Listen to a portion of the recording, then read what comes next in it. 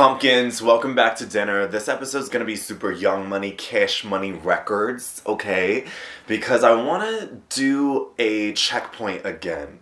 My very first episode of dinner, I talked about 28 years sober, things can change. And that referenced a video that I made super early on into being on YouTube, talking about my sobriety and how things have absolutely changed. In the early days that I was on YouTube, I also made a very important video that was one of my most responded to videos of all time, which was about the financial debt, specifically with credit card debt that I was in at 23, 24, and then I told the story at 25. The reason I wanted to use this episode of dinner is to have a check-in with where that Jake is, because I am 3 months out from being at my last payment towards that credit card debt. That very disabling, financially paralyzing credit card debt that I have been paying off for 4.5 years. I will have my last day paying that in May. And I wanted to speak to more than a few things because I touched on quite a few things in that video I'm still so proud of, right? It was this level of talking about what money disorders are, but it was also this level of living in a world, especially as millennials and or younger generations, where we are very much in an experience-based market. And what that means is there's been a lot of conversation specifically on TikTok, and I want to know if you guys have seen this conversation as well.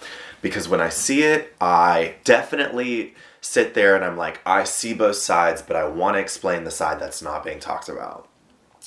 But I have gotten so many TikToks in my feed that are people having testimonies saying, do not just constantly hold on to your money. Like, give into that experience. Spend the money to go on that work. I was about to say on the work trip. Spend the money to go on that vacation that you've always wanted to do. Go to that concert that you've always wanted to see, but you never felt like you could because you didn't want to spend the money on. And I think the experience-based market that we live in has so many positives to it. And I cannot speak to how important and valuable experiences are. The double-edged sword that is there is making sure that you are making the sound financial decision to be able to actually invest in that experience. I absolutely, in every way, through college, shortly after college, was fully the girl squirrel that was like, YOLO? I don't know if y'all knew that YOLO, but like, I'm gonna spend and I'm just gonna pay it off later. I was very much in that realm of, I'm young, I need to experience this, and like, there's levels of debt, and like, why do we have debt? It's to like go and do these things. We do have debt. We build debt into our American structure so much more than pretty much any other country I can think of. We believe take out debt to get that house, take out debt to get that car, take out debt to go on that trip you've always wanted to. And I'm here to tell you, I think there is benefits to this experience-based market, but I also think, as somebody who's been fully financially handicapped for the past 4.5 years because I am paying off and about to fully pay off that Jake that got to experience way more than he needed to at such a young, immature age, there are consequences to just saying yes to that experience-based market, unless you have the financial means and you know you do. This trickles into you only know your financial situation on your own. Like, you're the only one that knows what's in your bank account most of the time, right? Maybe your parents do, maybe you're married, whatever it is. You're the only one that really has that intel, because we keep it very taboo about our finances, which is a very interesting concept. I don't know why we feel so taboo about how much we make, how much we've decided to save, what we're willing to spend. We all deal with financial stress all the time, and we keep it so private. And it can be disabling to ourselves how private we keep it, because part of the reason I was motivated to make that first video is because of how lonely and isolated I felt being 24, going into 25, having $40,000 worth of credit card debt over my shoulders and feeling like I was the only one. So I made that video and I said, I am praying to God there's other people my age that are feeling this financial burden, because it is killing me. It is a stress like I've never felt before. There is an interesting specific nature to the gay community, and it's definitely in the straight community as well, and I love it because it touches on like my name a little bit, but it's this level of like the mentality of keeping up with the Joneses. If you are to be pinpoint, if you're in the gay community, I know you see it constantly. You see so much of the gay community go on these elaborate vacations, these cruises, these circuit parties. They have drugs all around them. They have alcohol around them. They're going to Fire Island twice a year. They are just going to prides all across the nation or internationally. And you sit there and you're like, how the do they do it? Wow. You can look at the studies and say, gay men, as a statistic, are one of the highest earning income brackets of any stat or minority of people. There's truth to that, but damn, they spend so much fucking money. How are they doing it? And I can't help but believe that some of these people are spending way outside of their means, and thinking that there's such a huge amount of people like myself who spent way outside of my means just to feel like I was keeping up. And wanting to use this episode and this platform to sit here and just let us fucking relinquish all of this bullshit that is in the world of us saying material goods, material items, being able to travel here, get the cutest fucking photos on a fucking cliff out in the middle of Mexico. I need to get those in order to feel like I fit in order to feel like I'm keeping up with the Joneses. Was that right? Keeping up with the Joneses? It is a true mentality. It's heavy in the gay community. I see it all the time. We absolutely can filter and thread that directly into this level of experience-based economy. And you can also, like myself, develop what I had back then, which was a money avoidance disorder. And I talk about it in the first video, and I think I've never realized how many people can relate to this until I made that video, and I've been on this journey of, that video was 3 to 4 years ago now, and the conversations that I've had of people being like, I absolutely have that. Money avoidance disorder. The level of you trying to play ignorant when you don't want to look at your bank statement, when you're fearful to open up your bank account, when you don't want to believe the receipts of items that you spent money on. You want to avoid all of that because you don't want to come to terms with the fact that you are either spending beyond your means, you are getting yourself into an insane amount of debt, or you do not have the wherewithal to be able to live that life.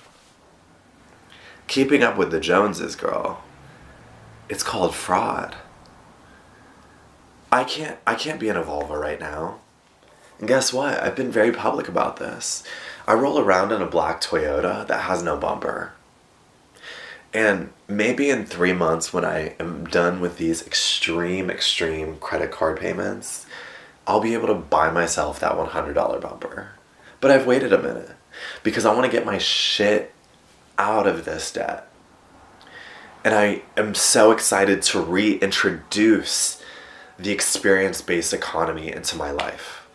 Have I been able to go on trips and do very small things in the past 3 and 4 years as I've been paying off my credit card debt? I have. And the lesson that has come from that is I have only ever spent money that I have in the past 4.5 years. Only. I got my car before all of that happened. I had my student debt before all of that happened. Those are also simultaneously being paid off. I, in the past 4.5 years, have learned way too much from that crippling level of debt.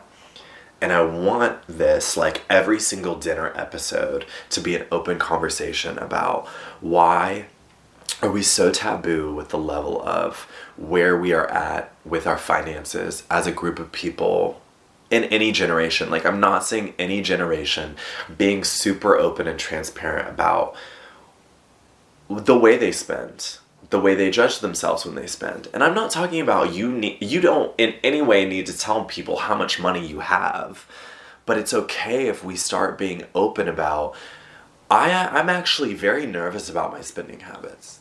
I think I spend too much. I think I believe in retail therapy too much. I think I am living an absolute keeping up with the Joneses mentality, and I actually am so fearful because I'm spending well outside of my means. Having an open, transparent level of conversation about that is what I should have done way before I was backed into a corner, literally not being able to afford my lifestyle. Being on the verge of filing for bankruptcy or going into this debt management program. And I went into the debt management program. This episode is to show you that there are pros and cons to all of these financial developments. We here in the US live in such a predatory debt lending market, and I just want you, girl squirrels, to be so safe, to be so strategic about what you're doing. I still have so much to learn. I've learned so much already. And I think the more we point this out, there doesn't need to be shame with the mistakes that we've made.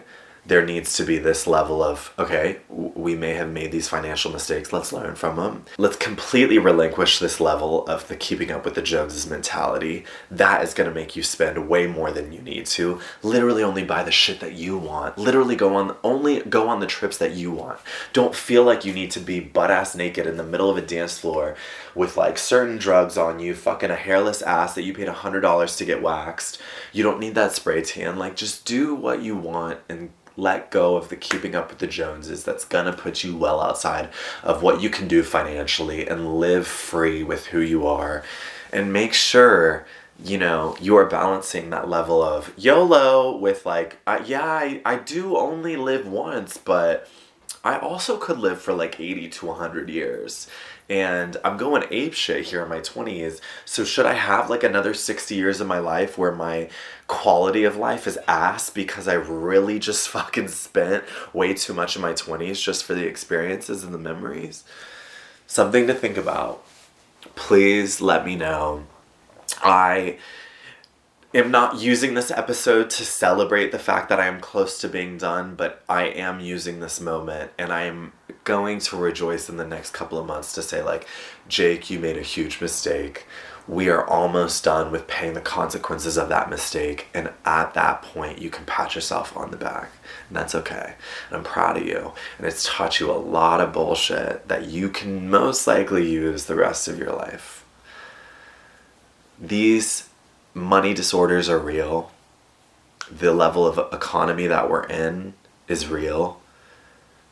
This economy wants us to spend well beyond our means. And they want to perpetuate that. So we just have this free market.